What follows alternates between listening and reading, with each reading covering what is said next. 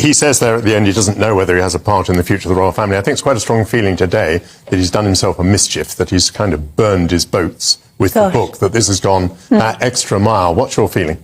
Well, I think it's far more than mischief. I think it's a huge amount of damage that he has caused the royal family. It's not a constitutional crisis.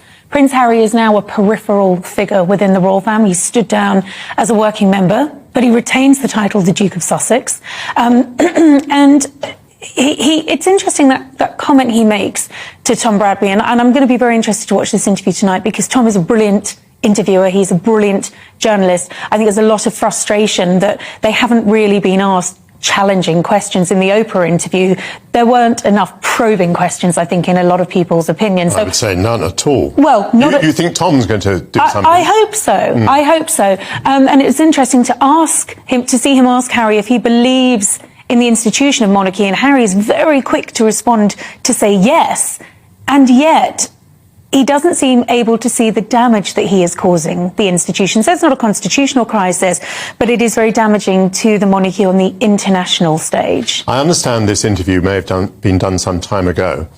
I just have this image of Prince Harry now with his head over his hands, because the response in Britain, it seems to me, is from his point of view pretty disastrous. And well, if he's reading the papers, Michael, and if he's keeping track, which I'm sure he is. I think he must be. I'm sure he must be. But tell me, I know you're UK based, but I write for Vanity Fair, so I'm very in touch with the US audience too. Do you think there's been a sea change in the way the Americans are perceiving it? Absolutely. And which Americans?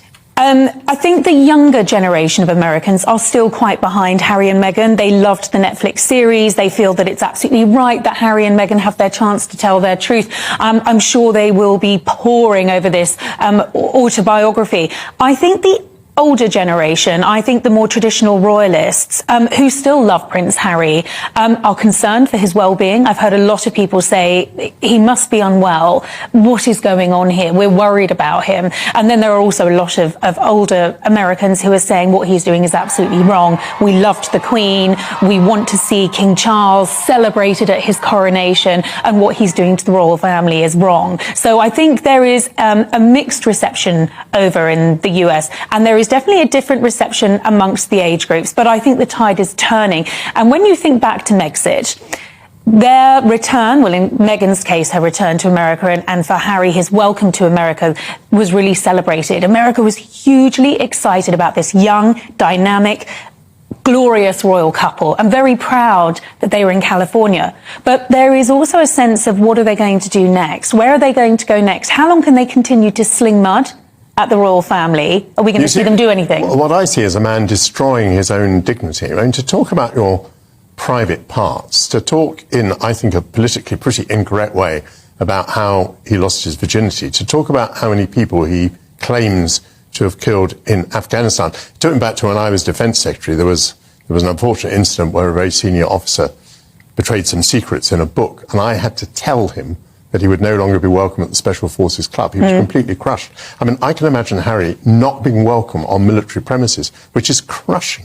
He will be crushed by that. I mean, the military was very much his second family. I think when you look back at his military career, and of course he served two tours of Afghanistan, for my Harry book, my biography on Harry, I spoke to many people who had served with him in theatre in Afghanistan, and every person I spoke to said he was a brilliant soldier, that they loved Harry, that Harry put his life on the line for his people, his Queen and his country. And now that he has created such a backlash with that frankly unnecessary comment, one line could have been so easily taken out. There are so many people out there who I suppose masquerade as his friends who are causing him this damage. You can imagine the publishers and the agents and so on. And the ghostwriter who's taken a... Hi and Happy New Year 2025. As we step into a fresh chapter, it's the perfect time to reflect on the stories that have shaped recent years. One such story involves royal commentator Katie Nicholl and her claims about Prince Harry's alleged damage to the monarchy, a topic that continues to spark heated debates and divide public opinion. Today, we'll delve into this ongoing saga, exploring Nicholl's assertions, the backlash they've received, and what it all means for the future of the British royal family. The British monarchy has endured centuries of scrutiny and upheaval, yet in the modern era, no figure has divided public opinion more than Prince Harry. In recent years, his departure from royal duties and candid interviews about his life within the institution have sparked global debates. Adding fuel to this fire is royal commentator Katie Nicholl, who alleges that Prince Harry's actions have inflicted lasting damage on the monarchy. These claims have ignited fierce backlash, raising questions about the monarchy's future and Harry's role in shaping it. Today, we'll dive deep into Katie Nicholl's allegations, explore the public's reaction, and examine whether Prince Harry's choices truly jeopardize the monarchy or reflect a necessary step toward progress. Katie Nicholl is one of the most well-known royal correspondents in the UK. With years of experience and several best-selling books, she's often considered an authority on royal matters. Nicholl has frequently appeared on television networks and penned articles analysing the British royal family's public and private lives. However, her comments are not without controversy. Critics claim her views often align with traditionalist perspectives, portraying any deviation from royal norms, especially those by Prince Harry and Meghan Markle, as harmful. Her recent remarks about Harry damaging the monarchy have only amplified this criticism. In various interviews and articles, Katie Nicholl has accused Prince Harry of harming the institution that once defined him. She argues that his public disclosures, ranging from his mental health struggles to his claims of familial neglect, have tarnished the monarchy's reputation. Nicholl has stated that Harry's interviews, such as those with Oprah Winfrey and in his memoir Spare, create a narrative that paints the royal family in a negative light. She has also suggested that Harry's decision to leave royal life, along with Meghan, undermined the monarchy's image as a stable, united institution. In her own words, Harry seems unable to see the ripple effect his actions are having on the monarchy's global reputation.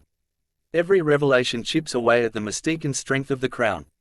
Nicholl's statements have triggered an avalanche of criticism, especially from Harry and Meghan's supporters. On social media platforms, many have accused her of bias, claiming she ignores the deeper systemic issues within the monarchy that may have led Harry to step back. Critics argue that Nicholl's focus on the damage caused by Harry overlooks the emotional and psychological toll he endured. Others suggest that she is perpetuating a narrative that holds the monarchy above accountability, shielding its flaws while vilifying those who speak out. Some commentators have gone so far as to call Nicholl's remarks part of a broader campaign by royal insiders to protect the institution at all costs, even if it means scapegoating Harry and Meghan. From Harry's viewpoint, his actions represent self-preservation rather than rebellion. In his interviews and public statements, he has repeatedly emphasized that his choice to step back from royal duties was motivated by a desire to protect his family from media intrusion and the pressures of royal life. In his 2021 interview with Oprah, Harry spoke candidly about the toll royal life took on his mental health, citing a lack of support from the institution. He revealed that he felt trapped within the system and that leaving was the only way to ensure his family's safety and well-being. Harry's actions are not without precedent. His mother, Princess Diana, also spoke out against the monarchy's rigid structure and its inability to adapt to personal needs. Many see Harry's decisions as part of a legacy of challenging the monarchy to evolve. No discussion of this topic would be complete without addressing Meghan Markle's influence on Prince Harry. Critics like Nicholl often frame Meghan as a disruptive force, suggesting that her presence hastened Harry's departure from royal life. However, supporters argue that Meghan provided Harry with the support and clarity he needed to make the difficult decision to prioritize his mental health and family life. They see the couple's departure not as an attack on the monarchy but as a necessary step to address the institution's flaws. The royal family has largely maintained its tradition of silence in the face of controversy, issuing only carefully worded statements. Following Harry and Meghan's decision to step back, the Queen expressed regret but emphasized that the couple would always remain loved family members. Behind closed doors, however, tensions reportedly remain high. Insiders suggest that the monarchy views Harry's disclosures as a breach of trust, undermining the institution's carefully managed image. Yet, there are those within royal circles who acknowledge the need for introspection and reform in light of Harry's revelations. Katie Nicholl's allegations and the ensuing public debate highlight a larger issue: the monarchy's struggle to remain relevant in a rapidly changing world. Harry's departure and subsequent actions have forced the institution to confront uncomfortable questions about its role, structure, and adaptability. Many see this as an opportunity for the monarchy to modernize and become more transparent. Others fear that too much change could erode the institution's mystique and authority. At its core, this debate reflects the tension between tradition and progress. Can the monarchy evolve to meet contemporary expectations while preserving its historical significance? Or will its resistance to change ultimately render it obsolete? Katie Nicholl's claims about Prince Harry damaging the monarchy have sparked a fierce and multifaceted debate. While some see her perspective as a defense of tradition, others view it as an attempt to deflect attention from the monarchy's deeper issues. What is clear is that Prince Harry's choices have reshaped the public's perception of the royal family, challenging the institution to address its flaws and reconsider its future direction. Whether this leads to lasting damage or necessary reform remains to be seen. As we continue to follow these developments, one thing is certain: the story of Prince Harry and the British monarchy is far from over.